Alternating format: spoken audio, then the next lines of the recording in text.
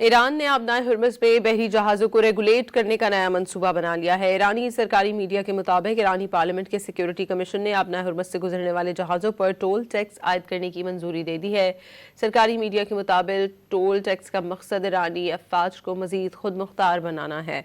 बहरी जहाज़ों से टोल टैक्स की वसूली ईरानी रियाल में की जाएगी। आबनाए हुर्मुज़ से अमरीका और इसराइल के जहाज़ों के गुजरने पर मुकम्मल पाबंदी होगी।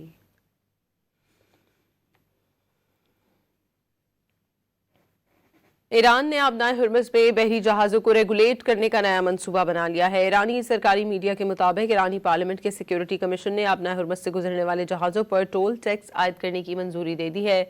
सरकारी मीडिया के मुताबिक टोल टैक्स का मकसद ईरानी अफवाज को मजीद खुद मुख्तार बनाना है। बहरी जहाज़ों से टोल टैक्स की वसूली ईरानी रियाल में की जाएगी। आबनाए हुर्मुज़ से अमरीका और इसराइल के जहाज़ों के गुजरने पर मुकम्मल पाबंदी होगी।